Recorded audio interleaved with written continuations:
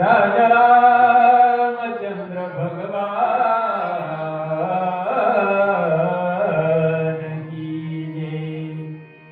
कपिवर्य महारुद्र हनुमान की जय।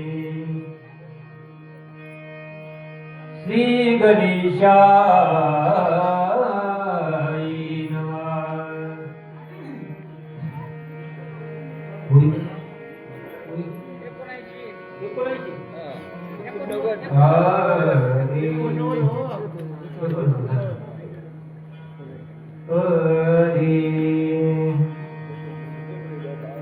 तव दक्षिण दिशेच्या भागी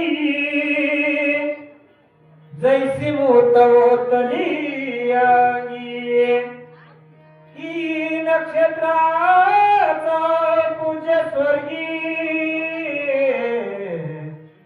दिसे वेगी धावत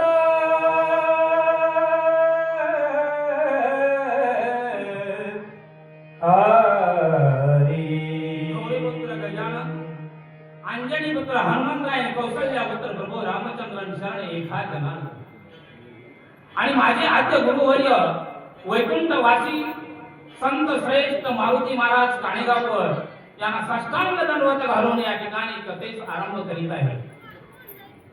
कथेचं अनुसंधान काय आहे?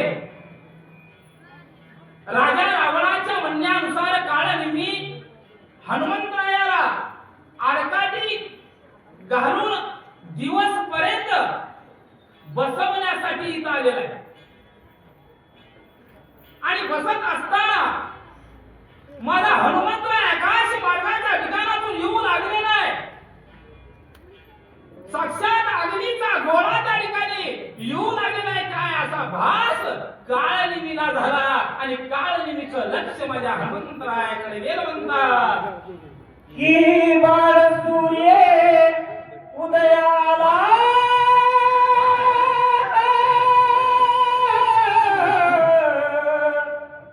तैसा येत से दादूला ना तरी शेष फणाहुनी निसटला मनी निघाला चलावया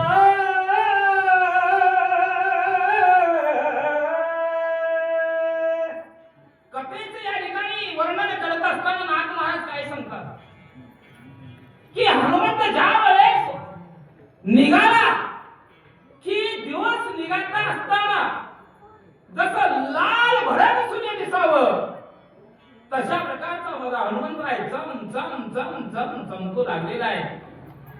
जसं शेष नागानं आपलं मणी अंधारामध्ये काढून ठेवावं आणि चरायला जावं उजेडामध्ये अशा प्रकारचा भास या काळनिमीला माझ्या मारुतरायाकडे बघून होऊ लागलेला आहे। डोळा पडली घापारी हातावरली वेगारी मग पडली मनाची मुरकुंडी नावेक भवती त्याची आली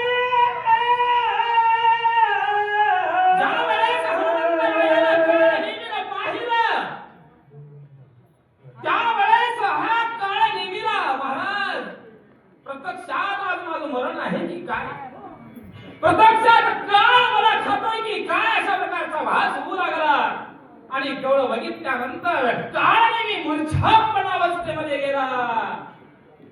मग सावध भोनी पाही विचारण्या पुढेची देहिया म्हणे मग झाले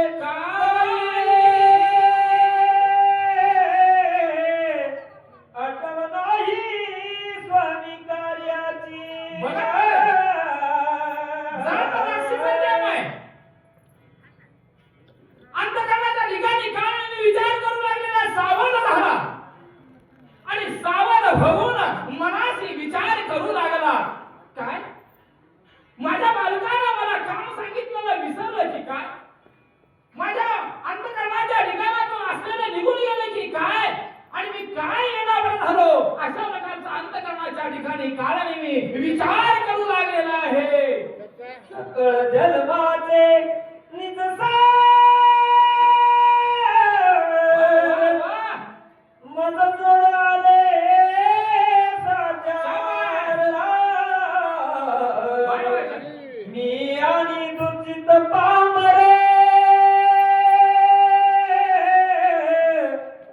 मोहित विचार नाठवे बघा म्हणजे ज्यावेळेस हनुमंताला काळनिमीने पाहिलं, सावध झाला महाराज.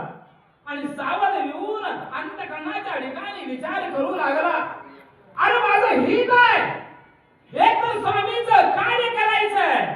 जर नाही झालं, होणार तर नाही माय होतंय, होत कपटानं कार्यक्रम करायला गेलं तर कपट आपल्या गळ्यात पडल्याशिवाय राहत नाही. हा विचार करू लागलेला आहे, माझं हित आहे. हनुमंताच्या हातून जर माझा नाश झाला, माझा वध झाला, तर मी रामचरणाच्या ठिकाणी लीन होईल, मला मोक्षाची पायरी या ठिकाणी प्राप्त होईल. अशा प्रकारचा विचार काळाने करू लागलेला आहे. न्या स्वामी कार्य साधावे येथे वाह. ती मुक्त भावे गती हवे ते विसरून निज कार्याचे मूर्ती प्रचित्ते पडिलोसे. विचार करू लागलेला आहे. जात राक्षसाचे महाराज मरेल पण वाचणार नाही. कारण मी विचार करू लागलेला आहे, आज स्वामीचं कार्य करायचंय. जर स्वामीचं कार्य नाही झालं तर रामाच्या भक्ताकडून मरण पत्करायचंय. म्हणजे आज माझ्या जीवाचं सार्थक होणार आहे, मी पुण्य पावन होणार आहे. आणि माझं मीच कसं विसरून गेलो हा विचार काळाने मी करू लागला. ऐसे विचारानी मनी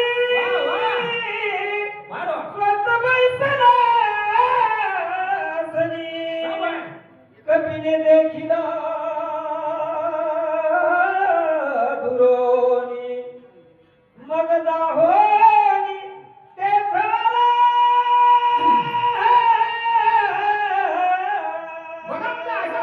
विचार काळाने केला आणि हजारो वर्ष तपश्चर्याला करायला बसले काही की तपस्वी. अशा प्रकारचं महाराज बसलेला आहे. हनुमंताचं लक्ष गेलं आणि लक्ष गेल्यानंतर हनुमंत धावत धावत धावत काळनेमी नावाच्या राक्षसाकडे म्हणजे डुप्लिकेट साधूकडे हनुमंत येऊ लागला. दुरोनी देखिला तापसे हर्षित कपीचे मानस भरला सर्वांगी उल्हासे ऋषीन वनास ते थाला.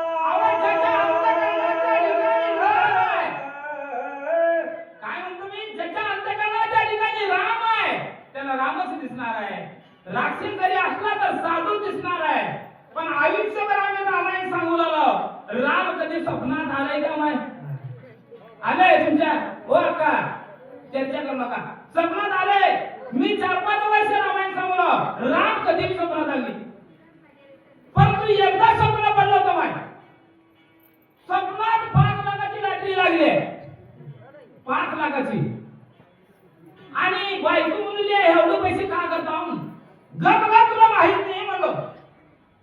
काय करता सांगा, मी तुमची अर्धांगिनी म्हणली. आता अर्धांगिनीनं सांगणं कर्तव्य, कारण महागुरू आहे घरातला मला. जर त्याच्या विरोधात गेलो तर अन्न पाणी बंद झाल्याशिवाय बंदच पडणार आहे. सांगितलं तुला कळत नाही. त्यातलं पैसे लागले, ते लॉटरी लागली, 3 लाखाची कार घ्यायचं म्हणून 3 लाखाची कार घेतलो माय. 2 लाख उरले. 2 लाखामध्ये बायकोला महबूबा घातलो, कमरपट्टा घातलो, कानातली नटली घातलो. आता मासपटा नव्हता, पण तू मासपटाची चाल मी काढलो माय. पहिल्याच्या बायाला मासपटा होता, आता नाही, पण घेतलो मासपटा. बाई खुश झाली. आता राहिली ती 1 फुट करावा म्हणून लाख रुपये राहिले, ते काय करावं? गप का म्हणलो, बालाजीला गेलो माय, बालाजीला. आता बायको मागे बसावा पुढं माय, मागच बसावली बायच्या जातीनं. बायको कधी ती गाडी बघितली, येऊन बसली माझ्या मांडी लावून पुढं. पोरगा माझ्या मांडीवर. शिरसलम घाट आला, ब्रेक दाबलो, ब्रेक फेल झालं, 3 चादर फाटली माय. झोपीत स्वप्नात 3 चादर फाटली. बायको म्हणली, हे रात्रंदिवस रामायण सांगायला जातंय, गाडीचं ब्रेक फेल झाले, म्हणून असं करलो रे चौथा चादर घातली महाराज. कारण बायको शानी राहावं, प्रपंचामध्ये दोन चाक समान चालावं, त्याला प्रपंच म्हणतात. अशा प्रकारे स्वप्न आपल्याला पडते का नाही? रामाचं पडतच नाही. तर मन झाले एकाग्रचित्त करून जर ऐकलो तर राम अंतःकरणाच्या ठिकाणी रुजलं जातं. तसं हनुमंताला काल बघितला नाही म्हणजे हजारो वर्ष तपश्चर्या केलेला साधू मला भेटून राहिलेला आहे, माझे पुण्य फळाला आले नाही, अशा प्रकारचा विचार हनुमंतराय करू लागले. हनुमान श्रीराम किंकरे राम रूप जराचर देखत सर्वदा साचार प्रेम थोर श्रीरामी हनुमंतराय अनन्य साधारण रामाची सेवा करण्याचाच ठरवून जन्माला आले महाराज हनुमंतराय. मालकच राम आहे, जगाचा मालक राम आहे. मग हनुमंताला अखंड सेवा केली आहे. हनुमंत हा रामधारी आहे. उठला बसला जेवताना झोपताना उठताना रामच मुखावटा आहे. मग ज्याच्या अंतःकरणाच्या ठिकाणी राम आहे, समोरचा व्यक्ती कसला बी राहिला राम दिसणार आहे म्हणतात. वाचा जैसी जे ज्याची जैसी भक्ती. अंतरव्रती जगाते तैसेची देखती वा. त्याही विषयाची उपपत्ती शोक संपत्ती परिसारी. नाथ महाराज सांगू लागले महाराज. हे रामायण कशासाठी आहे महाराज? भगवंतानी भक्ताला भक्तीचा शोध करण्यासाठी पाठवलेला आहे. भगवंत म्हणजे राम आहे, भक्त म्हणजे हनुमंतराय आहे, आणि भक्ती म्हणजे सीता आहे. भगवंताला भक्तीचा शोध करण्यासाठी भक्ताला पाठवलेला आहे. हे आध्यात्मिक रामायण आहे महाराज. ज्याच्या अंतःकरणाच्या ठिकाणी राम आहे, ज्याची अंतर्वृत्ती राममय झालेली आहे, अशा माणसाला दिसणारा चोर जरी असला, डुप्लिकेट साधू जरी असला, तर प्रेमळ साधू दिसणार आहे. एवढी अंतर्वृत्ती माझ्या हनुमंतरायाची होती म्हणून सांगतात. सज्जनाचे मुख्य लक्षण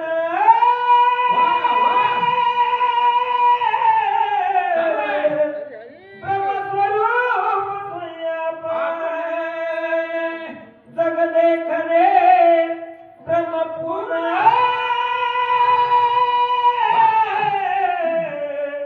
कपट चिन्ह तो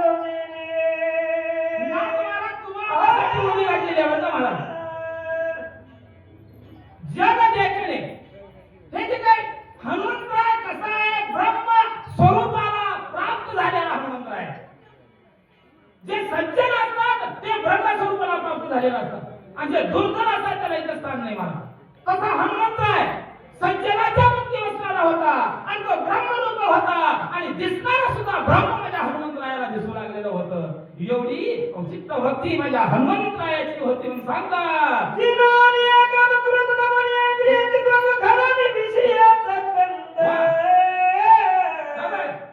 परमानंद पावले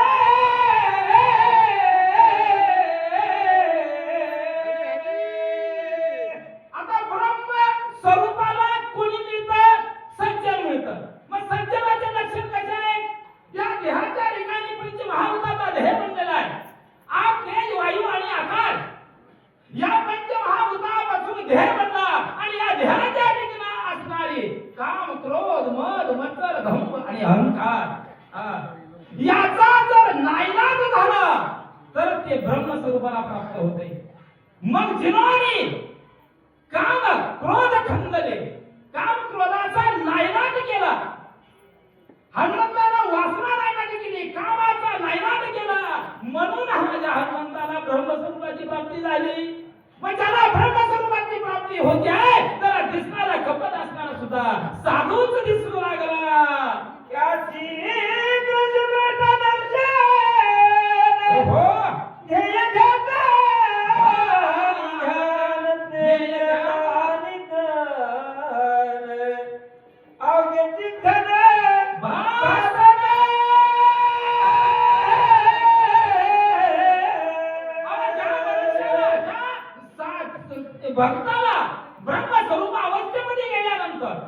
ज्ञे ज्ञाता ज्ञान, ध्येय ध्याता ज्ञान, दृश्य दृष्ट आणि दर्शन ही त्रिपुटी आहे महाराज. नाथ महाराजांनी मुद्दाम सांगितले सज्जनाचे लक्षण, सज्जनाच्या लक्षणाच्या माणसाच्या अंतकरणातून काम नायनाट होतो, वासना नायनाट होती.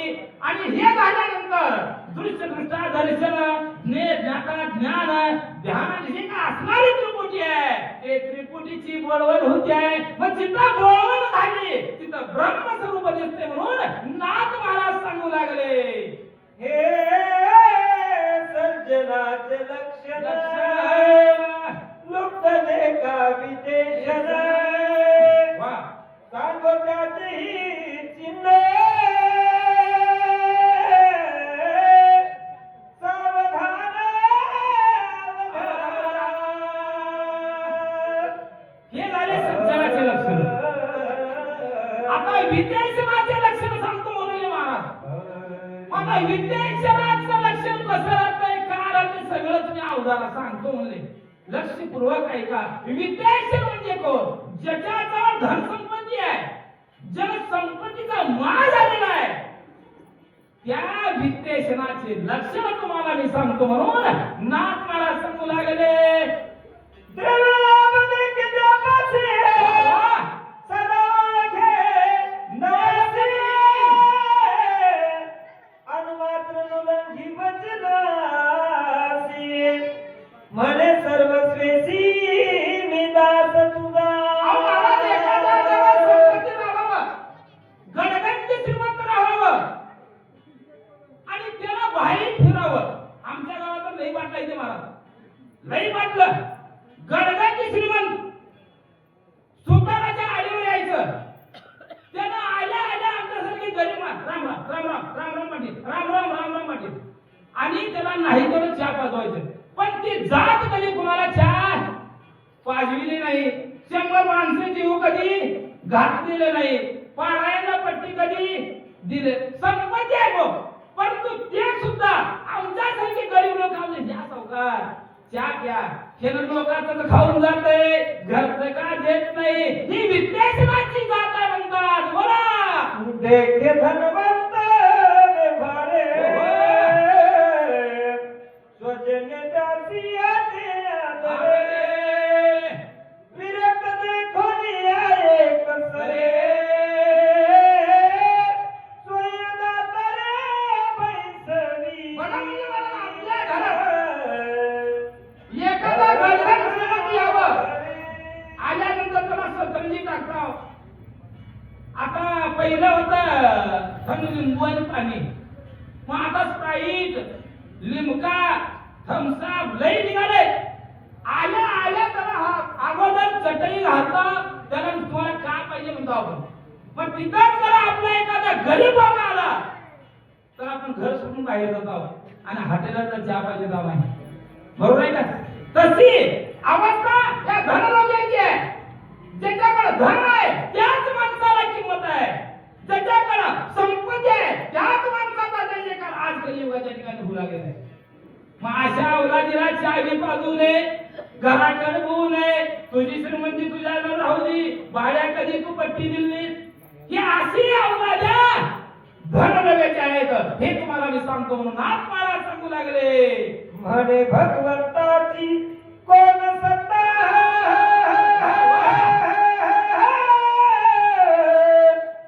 सिद्ध ईश्वर दत्त भोग सतारा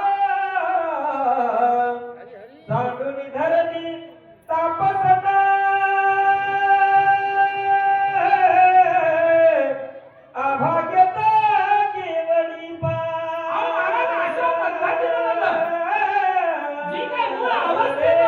बाहेर पडून मला त्या ठिकाणी राक्षसानं साधूचं रूप धारण केलं.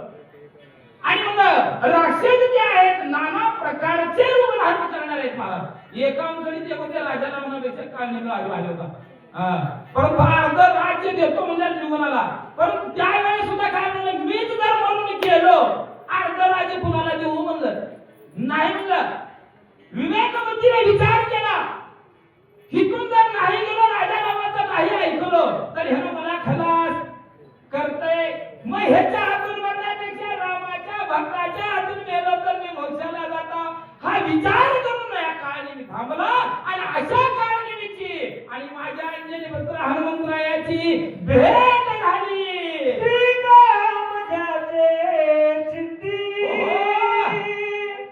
माया बहिणीच्या नवघटी त्रिरूप झाली व्रती जगते कधी स्त्रीरूप. तिसरी अवस्था सांगू लागले महाराज. काय सांगू लागले? ज्याचं अंतःकरण स्त्री रूप झालेलं आहे, ज्यानं वासनांत झालेला आहे, ज्यानं कामाच्या आरामध्ये गेलेला आहे, त्या व्यक्तीला दिसणार जग सुद्धा स्त्री रूप दिसणार आहे. अहो तसं जर काळा चष्मा लावलो तर जग काळ दिसणार आहे. अशी अवस्था या काम वासनेच्या भावनेमध्ये गेलेल्या व्यक्तीचं होते. म्हणून नाथ बाबा सांगू लागले, बाप भावासी सांगता गोष्टी माय बहिणीचा विकल्प पोटी इतराची काय शिगोटी सकळ सृष्टी माधारी. ची भावना जी काही काम वासना जागृत झालेल्या देहाची अवस्था काय होती? रस्त्याने जात असताना एखादी लेखाने बाप जर बोलू लागले, संवाद करू लागले, तर त्याला वाटलं की ही कोणीतरी स्त्री असं प्रेमाच्या काहीतरी गोष्टी करत असलेल्या. असं जगाला बघितल्यानंतर ज्याची अंतर्वृत्ती स्त्री रूप झालेली आहे, अशा व्यक्तीला बाप कळत नाही, माय कळत नाही, लेख कळत नाही. असल्या उलाद्याचा कलियुगा जन्माला देवाचा हनुमान साधुरत्न आघाले साधुरत्ने अद्वैत बोध नेने राक्षसाचे कपट भेद साधुत्वे शुद्ध नमवाले.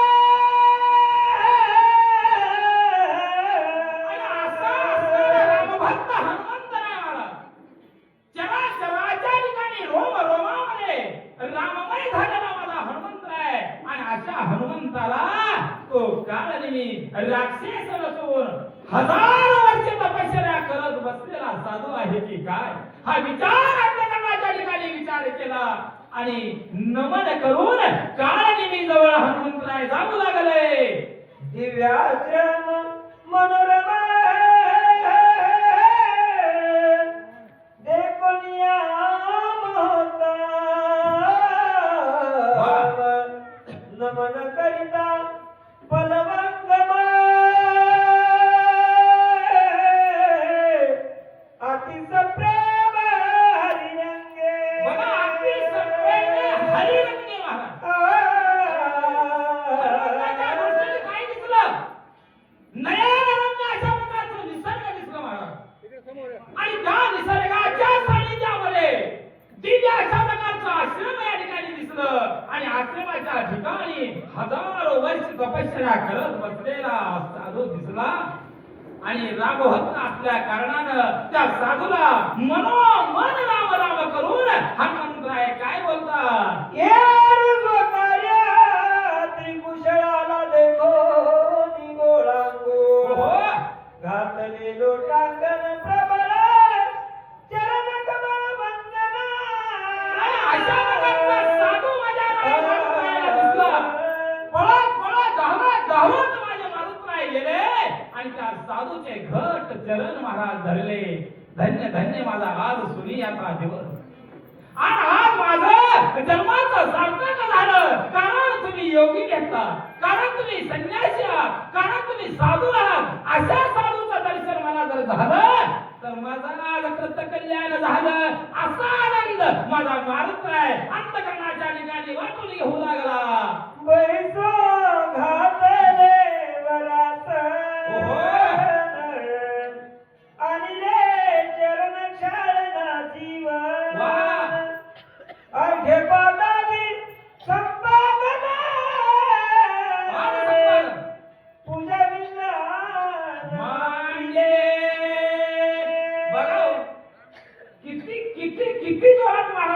बोलवले हो. कारण त्या राजाला सांगितलं तर दिवस निघेपर्यंत त्याला गुतवायचं. हनुमंताला काळ नेमीनं बघितलं, उठला महाराज, उठून ताबडतोब हनुमंताजवळ गेले. अरे बाबा म्हणले, खरंच म्हणलं आज धन्य आहे म्हणले तुझ्यासारखा. आज मला या ठिकाणी भेट झालेली आहे, गाठ झालेली आहे. तू थकून आला असतील, भागला असतील, म्हणलं घोटभर पाणी पे, हातपाय धुवू आणि माझ्या आश्रमाच्या ठिकाणी तू बस. अशा प्रकारचं अनुमोदन काळनेमी नावाचा राक्षस हा जो काही साधू आहे तो साधू हनुमंताला बोलू लागला. नम्र भुवोनी अत्यंत चरण तुरावया आणले फळमूळ समस्त कपिशी आतिथ्य मांडले.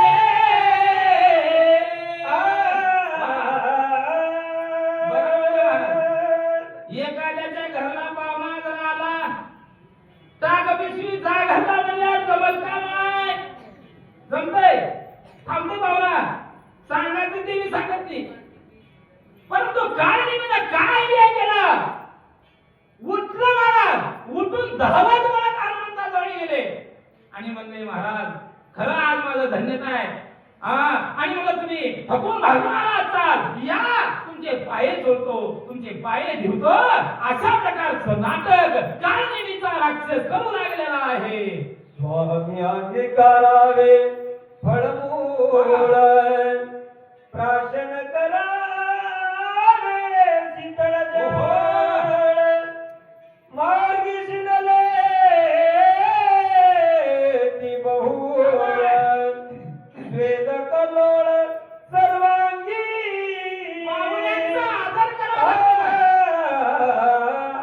पाहुणा येऊन समारंभात बसतोय आणि काहीतरी हित गोष्टी करतोय. मला काम साधायचंय, कार्य साधून घेण्यासाठी वाईटाला सुद्धा चांगलं म्हणावं लागतंय. आमच्या गावात महाराज आई तुमच्यासारखी सासू होती आणि ताईसारखी सून होती. ताईसारखी म्हणली शेजाराच्या घरला जाऊन ताक आण ग म्हणली सुनाला.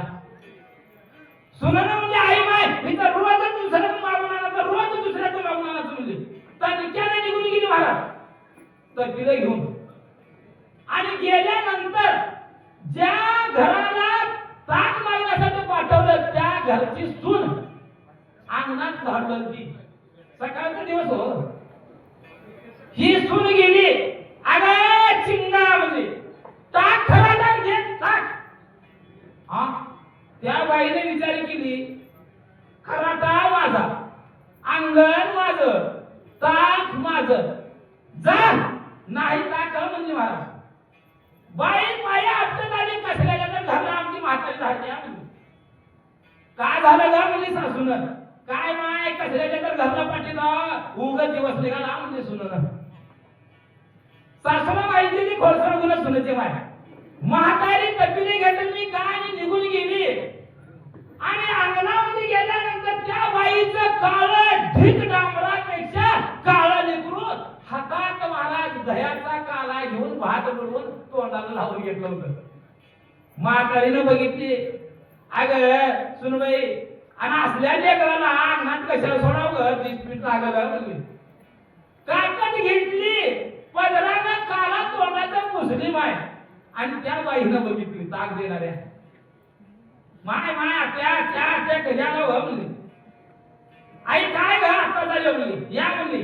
चहा केली स्पेशल दुधाचा माय. निघाली म्हातारी, आई त्या असला झाला निघा म्हातारं. आणि काय ग आई आला ताक घेऊन जावं की म्हणली. ताक दिली मला, सून गेली तट्टीला घेऊन रिकामा आली. आणि सासू गेली रिकामा तट्टीला भरून घेऊन आली. त्याला म्हणावं कार्य साधून घ्यावं, कार्य नेमीनं कार्य साधून घ्यायचं आपलं. म्हणून हनुमंताची वाहवा करू लागला. हनुमंताचं गोड कौतुक या ठिकाणी करू लागलेलं आहे.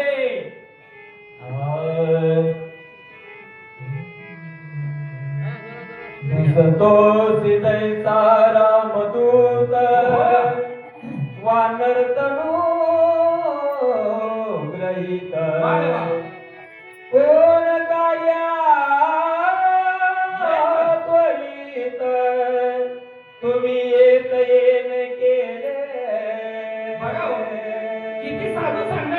किती सोजवळ भाषेमध्ये बोलू लागला. अरे अरे अरे अरे बोला, अरे बाबा तू इथं का आलास, कशासाठी आलास, काय कारण असेल, तुझ्या अंतकरणाच्या ठिकाणी काय विचार असेल. नव म्हणले तू थकला असशील, भागला असशील आणि मला अशा या नयनरम्य आश्रमाच्या ठिकाणी तू आलेला आहे, तुझं स्वागत असो म्हणून कारण मी हनुमंतरायाला बोलू लागला. म्हणाल तू काय जानसी, हो हो जानसी, मज भेटी झाली बहुत ऋषीशी, त्याही सांगितले वारदेसी, ऐक तुझ पासी सांगे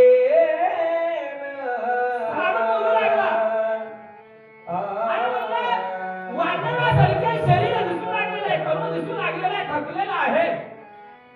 आणि तू का बोलता आलेला आहेस, कशासाठी आलास. आता तुला मी विचारलेलं यायचं प्रवचन काय आहे, परंतु मी महाग बरेच साधू संतांनी मला सांगितलं, कारण मी हजारो वर्ष इथं बसला पुढे आण खाऊन काताडा खाऊन महाराज आलेला होतो बरं का, टुटलेलं महाराज. परंतु हनुमंतरायाला काय म्हणू लागला, खरे खाऊन हजारो वर्ष तपस्या केला, अनेक साधू इथं आले आणि त्या साधूंनी मला कथा सांगितली, ही कथा तुला सांगतो ऐक म्हणून काय मी सांगू लागला. राम लक्ष्मण बंधू दोघे, तीव्र वचने निगती वेगे, क्रमोनिया वही स्वागे, वना वेगे पयाले. माझ्या मनाला बोलला बाबा, मला अनेक साधू संतांनी या ठिकाणी सांगितलेलं आहे, तपस्याला सांगितलेलं आहे. अयोध्यामध्ये राजा दशरथाचा मुलगा रामचंद्र आहे, आपल्या बाबाची आज्ञाशील साम्राज्य वाढण्यासाठी 14 वर्ष वनामध्ये आलेला आहे. आणि अशा रामासंग लक्ष्मण आलेला आहे, सीताबाई आलेली आहे, असं मार्गक्रमण करत करत राम वनाच्या ठिकाणी आलेले आहेत. एवढी माहिती मला साधू लोकांनी सांगितली, तीच तुला सांगू लागलो. त्याचा पुरुषार्थ अद्याभूत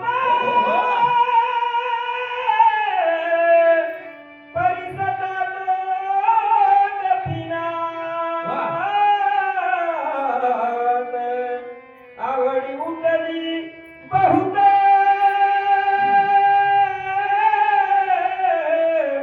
अनुचारी आणि बाबा त्या प्रभू रामचंद्राला वनाच्या ठिकाणी आगमन झाल्यानंतर भरपूर अशा प्रकारे शौर्य केलेलं आहे, अनेक राक्षसाला यमसत्ताला पाठवलेला आहे आणि त्याची कीर्ती त्याची महती मी तुला सांगतो. असं म्हटल्या हनुमंताला आनंद झाला. एखादा बहिशिवानं यावर राघव घेऊन आणि एखाद्या भोळ्या बाईला महाराज सांगावर एकच गोष्ट खरी राहिली तर ती बाई का म्हणते, माय लय ओळख, खरंच खरंच तुम्ही भविष्य सांगणार आहोत आणि सगळंच माझं सांगा म्हणून 500 रुपये द्या. माय जिथं 10 रुपये मिळते तिथं 500 रुपये दिले. तसं कारण नेहमीने रामाची कथा सांगायला सुरुवात केलं. हनुमंताला आनंद वाटू लागला आणि पुढे सरकून मांडी घालून हनुमंतराय ऐकू लागले. सोयवारी भंगिले हर गोदंड, रावणाचे काळे बोल, झाडीले भार्गवाचे बळवंड, येस प्रचंड घेतले.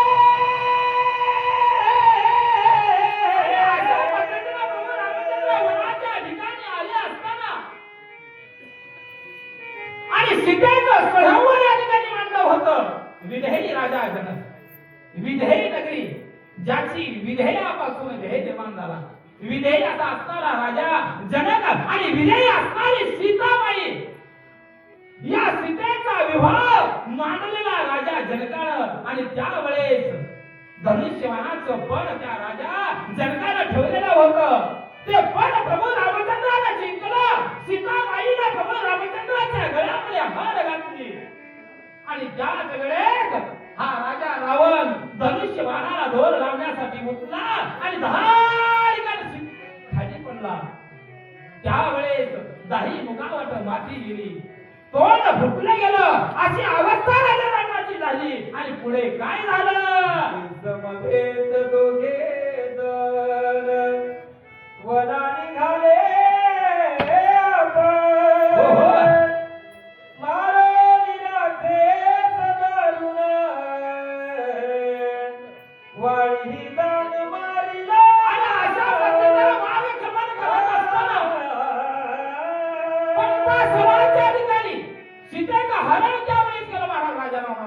मोका सापला गेला आणि पुढे मार्ग गमन करत असताना पंपा सरोवराच्या ठिकाणी अनेक वानरांची गाठभेट झाली. राजा सुग्रीवाची गाठभेट झाली आणि पुढे काय झालं? राजे सुग्रीवादिजले वानर सेने पेश गेले. ते वानर तनुज देखिले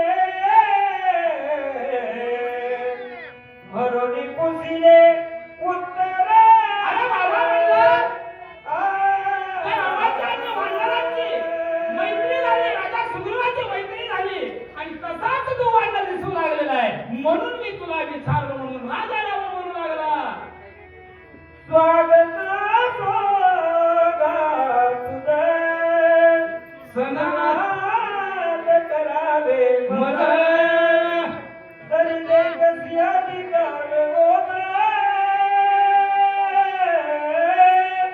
जीवीचे मुदे सांगितलं. बघा म्हणलं बाबा, म्हणून तुला तुझं स्वागत करू लागलो. बघा, स्वागत स्वीकारावं आणि याच्यावरची कथा जी आहे ती कथा मी तुला सांगणार आहे आणि तू ऐक म्हणून त्या कारणी मी या ठिकाणी हनुमंतरायाला सांगू लागले. श्रीरामाची निजकथा तापस मुखे ऐकता हो, हो. उल्हास झाला कपिला. देखोनी सादरता वानरी.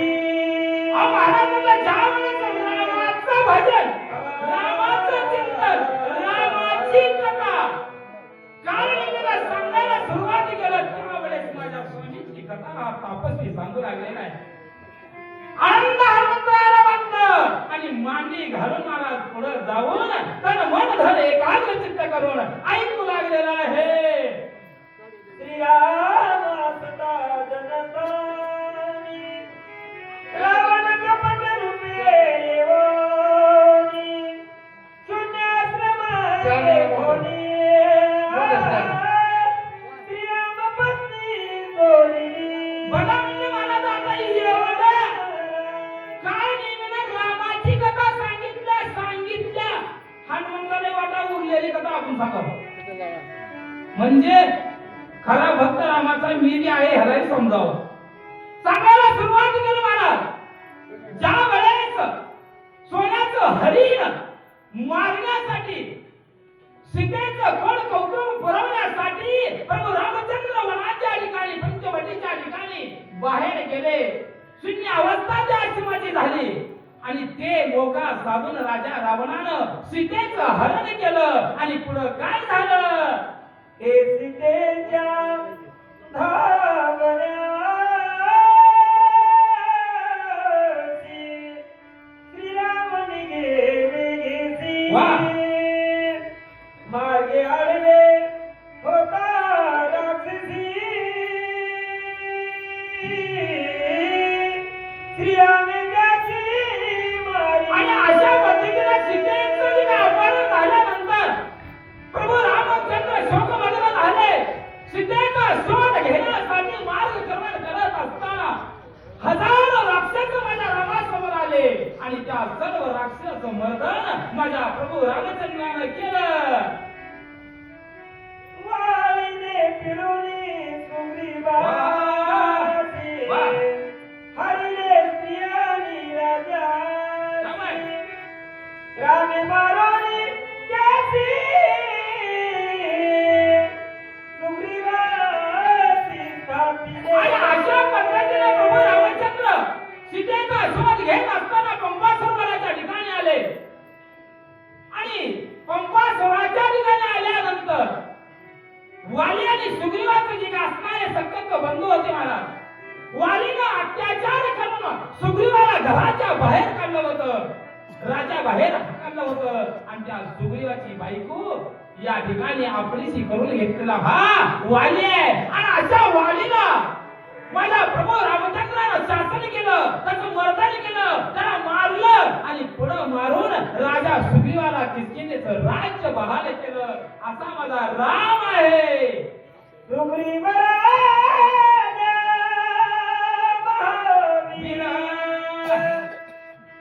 सकळ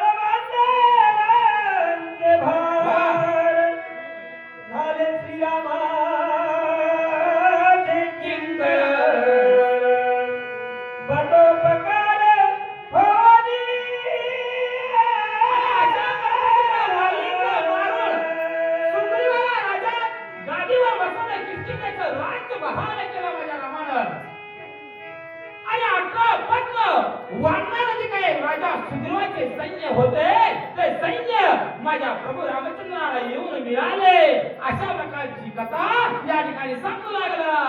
दोघा पडिले अति सख्य वा समुद्री शिळा बांधल्या देखा न लागत निमेष एक लंका समुख एक झाले आणि बघा म्हणजे पुढे या ठिकाणी मार्गक्रमण करून अथांग सागराच्या ठिकाणी सिंधू बंदर म्हणलं माझ्या प्रभू रामचंद्राने केलं आणि 11 पद्म वानर घेऊन लंकेच्या समीपून या ठिकाणी आलेले आहेत. यतमुत माहिती सांगू लागला. युद्ध झाले घोरंदाज रावण प्रधान कुमार मारिले सेने धुंदार मारिले समग्र एक एक आणि महाराज बघा म्हणजे या ठिकाणी 11 पद्म वानर राजा सुग्रीव आले. राजा रावणासंग घनघोर युद्ध केले आणि राजा रावणाचा असंख्यात राक्षसाचा निपात माझ्या रामाने केला आणि आता मी इकडे आलेला आहे आणि तुमची माझी गाठ झाली आहे. हनुमंत बोलू लागले. दुःखे खवळला रावण घेऊन ब्रह्मचर्य अपार हृदय पवित्राचे लक्षण शक्ती दारुण हनितली राजा रावणाचा असंख्यात सैन्य मारलं गेलं. सहित सर्वांचा या ठिकाणी नाश कुंभकर्णाचा अनेक लोक या ठिकाणी मारले गेले. मोठमोठ्याने राक्षस यमसत्ताला गेले. तिने करून राजा खोळला कळपायची आज मस्तकाला राजा रावणाची गेली. म्हणून त्यानं जी का असणारी ब्रह्मशक्ती आहे ती ब्रह्मशक्ती माझ्या लक्ष्मणावर सोडली आणि माझा लक्ष्मण घरा कीर्ती रांगणाच्या ठिकाणी पडलेला आहे. यतमुत माहिती कारणीला माझा हनुमंतराय सांगू लागला. शक्ती भेदून हृदयेसी निघून गेली भूमी अति विकट समुद्रासी पडला स्थिती निचेष्टी अशा पद्धतीने राजा रावणाला ब्रह्मशक्ती लक्ष्मणावर सोडली. ती शक्ती माझ्या लक्ष्मणाच्या हृदयी भेदली गेली. भेदून या भूमीमध्ये गेली. असा धारा कीर्ती माझा लक्ष्मण त्या ठिकाणी पडलेला आहे. यथोमुख साधन अशा प्रकारची कथा हनुमंतराय सांगू लागले.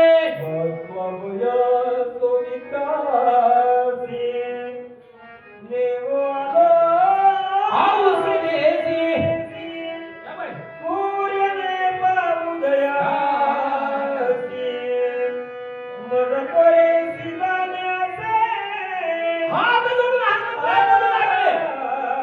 माझा ब्रह्मांडाचा मालकाचा भाऊ रक्ताच्या तोरण्यामध्ये पडलेला आहे. सुजन वैद्यानं सांगितलं दिवस निघायच्या आत औषधी आणलं पाहिजे. जर दिवस निघायच्या आत औषधी नाही प्राप्त झाली तर लक्ष्मण वाचणार नाही. लक्ष्मण जर नाही वाचला तर राम या ठिकाणी मुकणार आहे प्राणाला. म्हणजे एकंदरीत नाश होणार आहे. म्हणून हात जोडतो. हे ऋषीवर्या हे साधू म्हणले हे महाराज मी आता औषधी मला दाखवा. मी औषधी घेऊन माझ्या लक्ष्मणाला वाचवण्यासाठी घेऊन जातो. मला आज्ञा द्या म्हणून हनुमंतराय बोलू लागले. सकळ व्रत तू तपस्येने अति विख्यात जाणून माझे मनोगत सिद्ध कार्यात साधाना. बघा म्हणजे झाली रामकथा एवढी बस झाली. रातभर तुमची रामकथा ऐकावं आणि माझं तुम्ही ऐकावं म्हणलं जमते का मग? जमत नाही. वेळ निघून जाणार आहे आणि माझा लक्ष्मण मरण